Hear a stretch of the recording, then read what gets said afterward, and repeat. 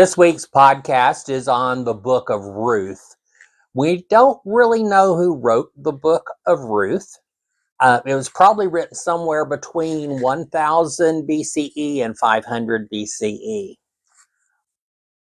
There are lots of conversations that exist around Ruth, the character Ruth in the Bible, and the book of Ruth. But today, I would like to focus on the aspects of honor and responsibility. Honor and responsibility. If you're following along in my book, Deep and Wide, the book of Ruth is the devotional for February 21st through the 24th, just 4 straight days. It's a very short book. It's very, very easy to read. And some important things to know about Ruth. Ruth was from the Moabite people. The Moabites were relations of Abraham and Abraham's descendants. So a lot of times if you're reading the Old Testament parts of the Bible, it looks like all these enemies are strangers that they knew. They weren't really strangers. They really were their family members, actually, all in that area. But anyway, so Naomi had 2 sons, and Naomi and her husband and sons moved out of the area, and Naomi's husband died, and then both of her sons died. Then it was just Naomi and her 2 daughters-in-law. And at that time, women really couldn't run a household or own property or have any of those things that you need to support yourself without a man. And in fact, it wasn't that long ago in the United States, the early part of the 20th century, up into the mid 20th century, women could not buy a house in their name. They could not get a credit card without their husband or their father signing for it. So it should not be that big a stretch to understand that back then a woman could not live alone and care for herself. So Naomi told her 2 daughters-in-law, we have no man of the house, so you need to return to your people. Ruth did not want to do that. She was fully infused into her new family and her love for Naomi.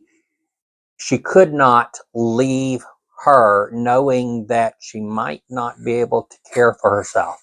So Ruth pledged to stay with her, which she did. And then Naomi said, well, we need to move back to where my family is, because that's what happened. When the man died, the woman was returned to her own family, the family in which she was born, and then they would care for her. That's the way things work. There were not social situations and social structures to care for people or help people in need. And I'm not sure how old Naomi was at this time, but she obviously needed help. We find in the story of Ruth, when they actually moved back to the Bethlehem area, Ruth would go out in the fields after they had harvested and pick up the little scraps that are there and bring that home. So obviously Naomi wasn't like in the best of health to do lots of things to care for herself, because Ruth went out and collected. Now, at the time, what you have to understand is when a woman returns back to her family, then the family then needs to care for them.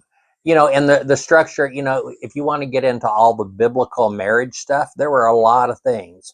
If a man died, then one of his brothers or the closest living ancestor of him would then be responsible for taking his widow in and producing babies with her that would be in their family members' names, so that there would be children then to take care of their mother.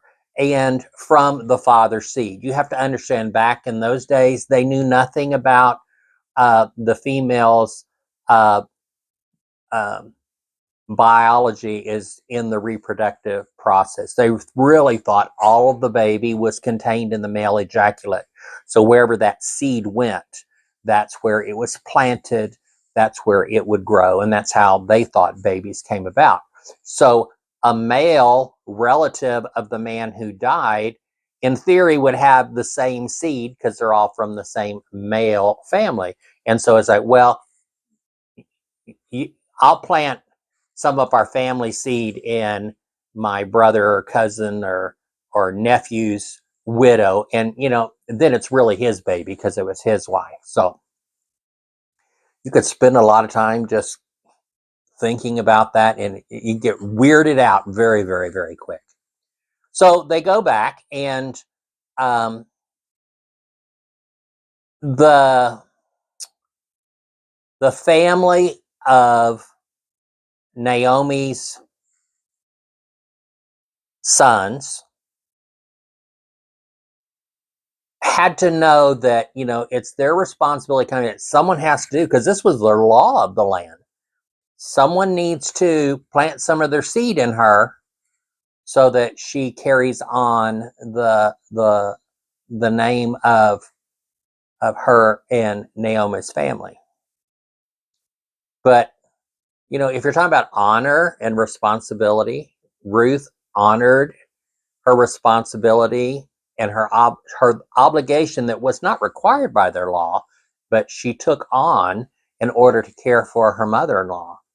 And what happened was no one stepped up. So with Naomi's help, Ruth was, I would say, tarted up, dressed in as fine of clothing as you have, and freshly bathed and perfumed and ready to go, and went and found Boaz, a wealthy family member, and kind of snuggled up to him. And Boaz was old, and he knew that it was his family's responsibility to care for Ruth and to plant some seeds so that Ruth would have some children. And he must not have been able to see very well. He says, "Who are you? Who are you?" I mean, and I'm wondering what kind of a society is that a man is just laying around, and a young woman comes in all cleaned up and ready to canoodle and is just snuggling up. And I think of it like just climbed in his bed and said, "Who you be?" Like, who is this? Who is this climbing in my bed? And here's where honor and responsibility continues. He must have been a man of honor and responsibility, because he didn't just take advantage of the situation, which on some level they must have thought he would, because then there would be a tie that would bind them. But she announced who she was, and he knew this. Okay, we have an honor and responsibility. But he says to her, "I am an old man. I will go to my family and present this responsibility and honor that by law we have to do, and one of the family will step up and do the right thing." So he went. Big surprise, none of his family stepped up to do the right thing.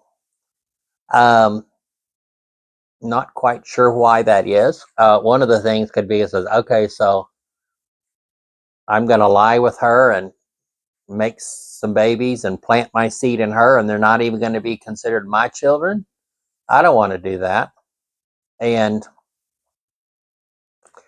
just thinking about human sexuality, and it's like, okay, not really understanding their reluctance, but that's okay. I did not live in that time. I don't know that. I'm sure it wasn't the case where all of the males in Boaz's family were gay, and that's why they didn't want to be with us. So I'm sure that's not the issue. So yeah, I really don't understand that. But Boaz realized then that none of the men in his family were going to step up and do what they need to do according to their law and care for these ladies, specifically Ruth. So he goes to her and said, knowing that the men in his family are not very honorable, and he says, "Okay, I will marry you. I will carry out the thing." And Ruth and Boaz were the great grandparents of King David. So Ruth played a pivotal role in the rest of the story. So my question for us is, are we responsible and honorable? In what ways do we care for our neighbors? And more importantly, a closer bind than neighbors would be your family, people you're related to. You know, I read a story not long ago about parents who throw their children out of the house. They discard their children if they happen to be LGBTQ, lesbian, gay, transgender. They just discard them, reject them. You can't do that. I don't know how any parent would do that, no matter what your child has done or has not done, or no matter who they are. I don't understand that. And then um, further along in that article or website, wherever I was exploring, uh, a note to the parents, and specifically to the fathers in this case I was reading, but it applies to mothers as well. Said, don't be your child's first bully. Don't let the people at your church be the bullies of your child. So you have to make sure that you surround yourself with people who are loving and kind. And especially if you call yourself a Christian, attend a church, part of a Christian community, a faith-based community, that you are not taking your children into a place that's not going to be safe for them if they happen to be one of the 5 to 13% of the population who might be gay, or if they happen to be 1% of the population that might be transgender. You have a responsibility to honor and love your family members. That's the truth. So if I'm looking at the story of Ruth, I am overwhelmed by the message that comes from the book of Ruth and the story of Ruth and Boaz. That's about honor and responsibility and love and caring for people and really caring for your family. I can't tell you how many stories I hear from people that talk about the mistreatment that they experience from their families. I'm part of a Wednesday night book study, and there are people that pop in and out of our group for a period of time or for a long period of time, sharing with us in conversation. And I cannot begin to tell you the amount of hurt people have experienced from their families. I would like to say that my family has always been loving and accepting and caring of me no matter what, but I can't say that. I wish I could, but I can't. I say that because you need to make sure that you are providing that safe haven in your family. Maybe you have a relative that you know is not kind and caring and loving to members of their close family and makes them members of your extended family. Be like Boaz and step up. And with your responsibility and your honoring of your calling and commitment, if you have a calling and a commitment to love your neighbors, maybe you don't really want to follow the teachings of Jesus. And if you choose not to follow the teachings of Jesus, then don't lie and tell people that you do if you don't. Okay? Well, that's the book of Ruth. I had some notes how I wanted to talk about responsibility and honor. And I really wanted to play up the character of Boaz. We don't often talk about Boaz as much as we do when we talk about Ruth and Naomi. But I think Boaz was a pretty awesome dude, awesome man. And that's been my focus today. I slipped some other things in there that were not planned, but that's okay. This is what a podcast is. I'm just talking. These are my words. I think my words are on point, and I think my words are honorable. And I think these words fit the calling that God has on me. And number one, not be invisible. I am called to be visible in my world, and I am called to help those who are hurt by bad, false theology or just hatred. If you appreciate this type of conversation, or if you engage in any way, then I have accomplished my task. Thank you for watching. Be sure to like, share, and subscribe to this podcast. Thank you.